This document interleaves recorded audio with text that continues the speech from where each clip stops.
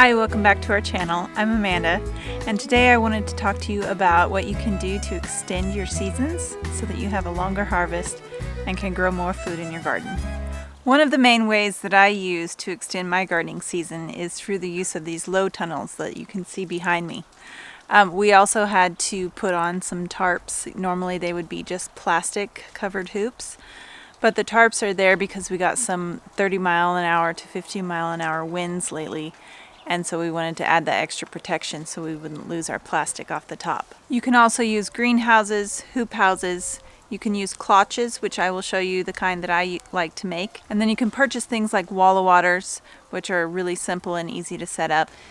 So to make this cloche, or hot caps as some like to call them, I take an old milk jug, and what I'm going to do is cut an X in the bottom of the milk jug all the way to this line on the side.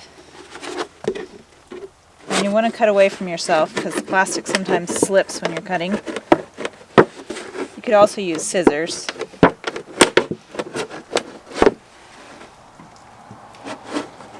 Now that I've got the X cut out of the bottom, I'm going to take these flaps and turn them inside out.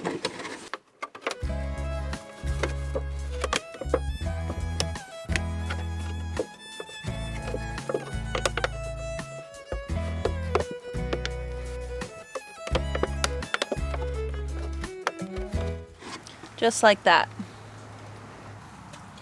And to use this, what you want to do is find a plant that you want to cover. This is comfrey.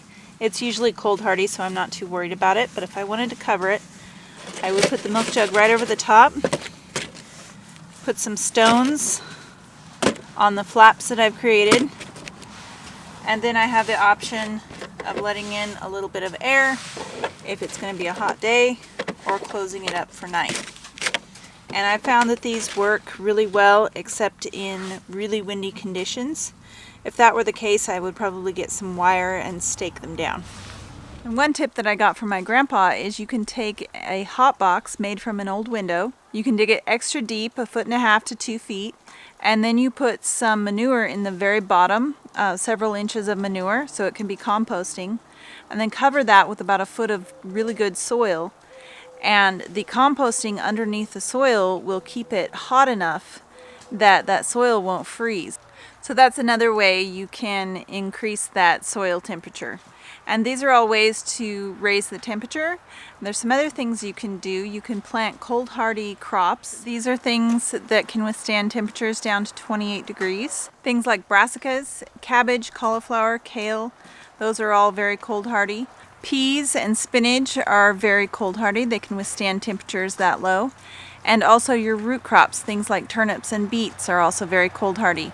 And a lot of times the seed packet will say plant as soon as soil can be worked in the spring. That's a good indication that you can plant those as soon as the soil can be worked.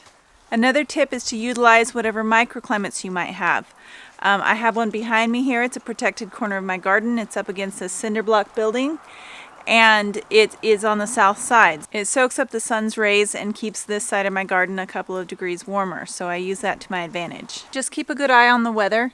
If the temperature is going to go below 30, I usually cover things. You can cover things with sheets or old blankets. You can use straw or leaves.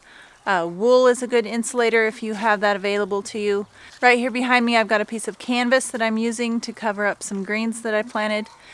And snow actually is also a very good insulator, so if you're going to get a couple inches of snow, you may not have to worry about your peas as much.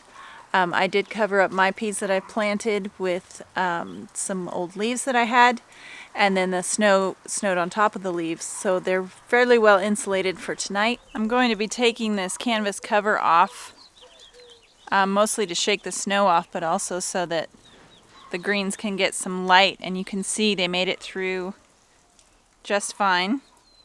These are some radishes that we planted. And there's our row of spinach just starting to come up through the compost. And this is what it looks like under our low tunnels. You can see we've got some purple cabbage planted, and they seem to have survived the night just fine. We also have another low tunnel with some broccoli and cauliflower planted.